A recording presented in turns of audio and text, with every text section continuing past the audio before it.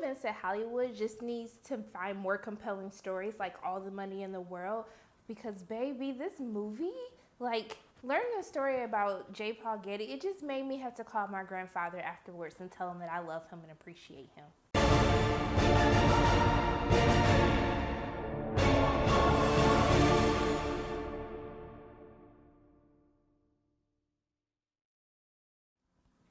Hey everyone, it's Sharna from Pay Your Weight, and today I will be reviewing All the Money in the World, directed by Ridley Scott, which stars Michelle Williams, Mark Wahlberg, and Christopher Plummer. So the basis of this movie is, it details the kidnapping of John Paul Getty III, and basically he's been kidnapped and they're demanding a ransom. And his mother, Gail Harris, who's played by Michelle Williams, has absolutely no money to pay the kidnappers. And it really details the whole relationship of trying to ask her ex-father-in-law, J. Paul Getty, who is the richest man in the world. And it's crazy. This was a crazy story. Like, J. Paul Getty, he's just evil. I mean, there's so many other words, like he's dick, he's asshole, just a horrible human being. Like, let me just go into like this story. I'm just having like a great time with these interesting stories. First, I saw Molly's Game earlier this week, which is another true story that was absolutely entertaining, and All the Money in the World is exactly the same. Like, this movie had me from beginning to end, trying to learn more about the story with his grandson's kidnapping, and also just learning about how horrible of a guy, like, you're the richest man in the world and you don't want to give money to get your grandson back. Like, it's crazy to me to watch like all the schemes and him just saying no, like, I'm not going to do this. It was just absolutely ludicrous, and I can't believe that this is even a true story.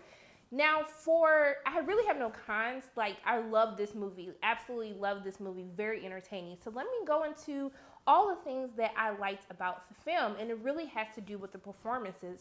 Overall, everybody does a great job, and there's so many strong performances from the characters that I'm only going to focus on the 3 performances that really move me.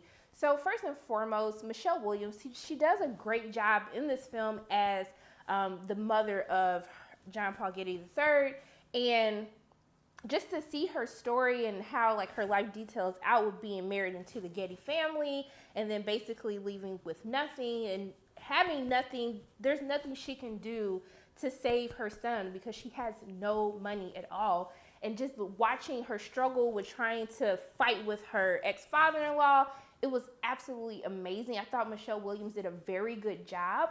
Now, did I think that it was such a great job that she's like a strong awards contender? She's already been nominated and we're waiting to see if she gets an Oscar nomination. Me so much. I thought she was great, but I didn't think it was that great of a performance, but she still does well, but I just don't agree with all of this awards talk around her portrayal in this movie. Now, one of the shocking people that I actually really enjoyed is, I think his name is Romain. He plays one of the main kidnappers, and the relationship that he develops with John Paul Getty III it was shocking to look at, like how he kind of, he kidnapped him, but he ends up like caring about this kid and what happens to him. And so I thought that he did a very good job in the movie.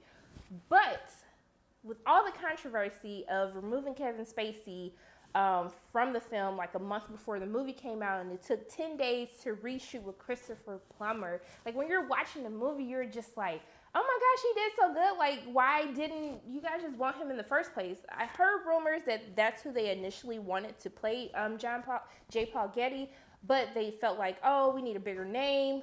And I think they're pretty much kicking themselves because the fact that you had to go back and do all these reshoots, and Christopher Plummer was amazing. He was like great in this movie, and especially to play a character that you basically hate to pieces.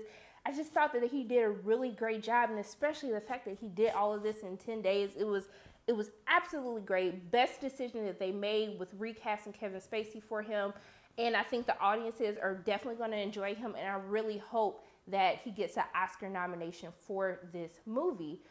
So Mark Wahlberg, he's fine in the movie as well. It's just there were so many other important characters in the film that he kind of, I mean, he was good for what he did, but it was kind of just like, there was so many other people to like watch during this film.